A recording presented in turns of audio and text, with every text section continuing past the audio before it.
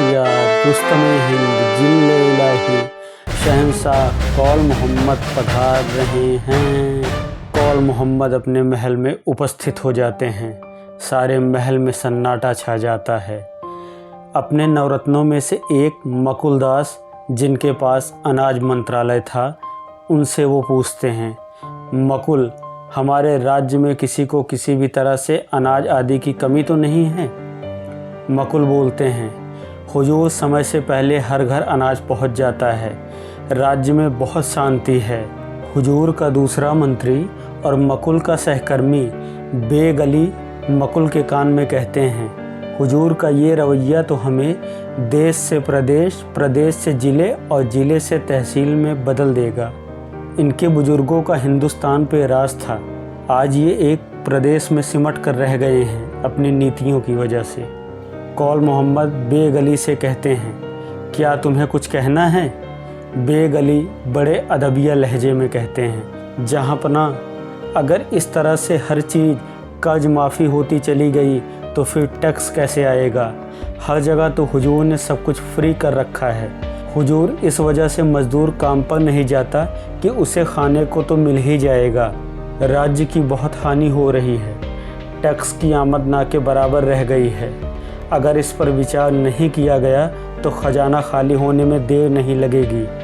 बादशाह कौल मोहम्मद बेहद गुस्से में आ जाते हैं। बेग अली, सोचना और विचार करना हमारा काम है। तुम्हारा काम हुक्म की तामील करना है और इसकी सज़ा हम तुम्हें ज़रूर देंगे। हमारे गृह मंत्री को बुलाओ। गृह मंत्री गाजी अली उपस्थित हो जाते हैं।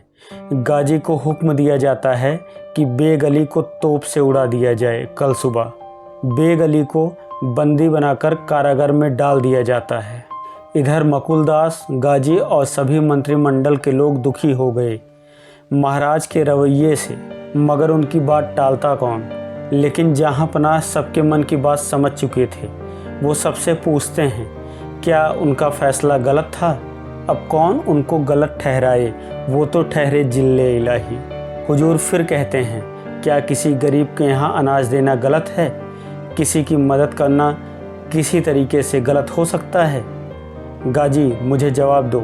गाजी कहते हैं, हुजूर, आप बिल्कुल ठीक हैं, मगर जहाँपनाह चिल्लाते हुए, मगर क्या मगर?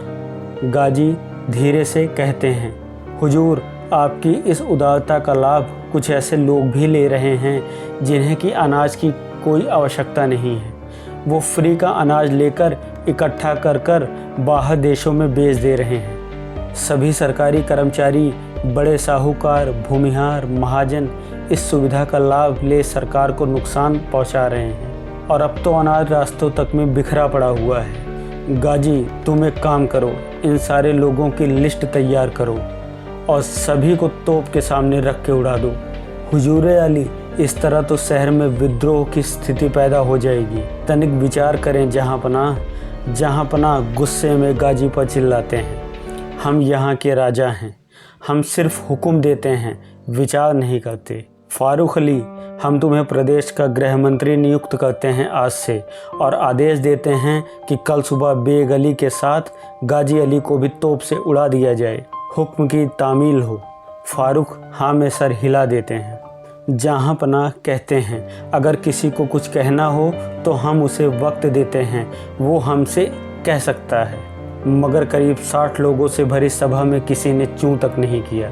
जहाँपनाह मकुलदास को आदेश देते हैं कि हम तुम्हारे साथ जंगल की तरफ जाना चाहते हैं। मकुल तत्काल जहाँपनाह की सवारी का इंतजाम कर उन्हें जंगल की तरफ लेकर जाते हैं।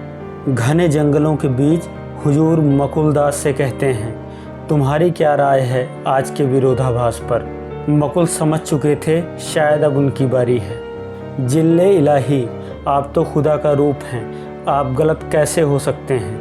मगर अनाज के अलावा और भी बहुत सी आवश्यकताएं हैं लोगों की, जिन्हें पूरा करना सरकार का काम है। तुम किन ज़रूरतों की बात कर रहे हो मकुल? हुजूर, सबसे पहली प्राथमिकता किसी भी सरकार की रोटी होनी चाहिए, दूसरी स्वास्थ्य, तीसरी शिक्षा और फिर व्यापार, जिसके लिए ज़रूरी है रोड, बिजली, पानी। इन आधारभूत ज़रूरतों के बिना कोई देश या राज्य आगे नहीं बढ़ सकता। तो क्या मकुल हमारी सरकार इन चीज़ों पर फेल है? क्या हम स्वास्थ्य और शिक्षा पर काम नहीं कर रहे हैं? और ये सुझाव हमारे तक अभी तक क्यों नहीं पहुंचाया गया? इसका दोषी कौन है? हुजूर, आपसे सच कौन बोले? 2 लोगों को तो आपने उड़ाने का आदेश दे दिया, बाकी बचे 58 लोगों को अपनी जान बहुत प्यारी है, तो उन्होंने कुछ नहीं कहा। हुजूर कहते हैं, तुम्हें जान प्यारी नहीं है मकुलदास? मकुल कहते हैं, हुजूर, मुझे वतन प्यारा है। तुम्हारे कहने का क्या मतलब है मुकुल? मुझे नहीं प्यारा है? ये सब मैं अपने प्रदेश की जनता के लिए ही तो कर रहा हूँ। अगर मुझे सीमाएं बढ़ानी होती तो कब का ये प्रदेश कितना आगे बढ़ जाता। हुजूर, सीमाएं बढ़ाना भी देश की प्रगति का हिस्सा है। बहुत से खनिज दूसरे प्रदेशों में हैं जो हमारे यहाँ नहीं हैं, जिनसे हमारे प्रदेश के लोगों को और खुशहाली मिल सकती है। हुजूर कहते हैं, इसका मतलब मैं हर मायनों में अच्छा राजा नहीं बन पाया, तो फिर मैं अब इसी जंगल से संन्यास लेता हूँ। नहीं नहीं महाराज, ऐसा मत करो। सारे राज्य में उथल पुथल मच जाएगी। बिना लगाम के घोड़ा दिशाहीन हो जाता है। आपके बिना ये क्षमता किसी में नहीं है कि इस प्रदेश को चला सके। तो मैं क्या करूं मुकुल? आप यहाँ से वापस चलें, बेग और गाजी को रिहा करें तथा सभी मंत्री लोगों से विचार विमर्श करें एवं उन्हें बोलने का मौका दें, चाहे वो छोटे ही पद पर क्यों न आसीन हो। जहाँ पनाह महल वापस आ जाते हैं। दोनों को रिहा करने का हुक्म देते हैं। सभी मंत्रियों में खुशी की लहर दौड़ पड़ती है।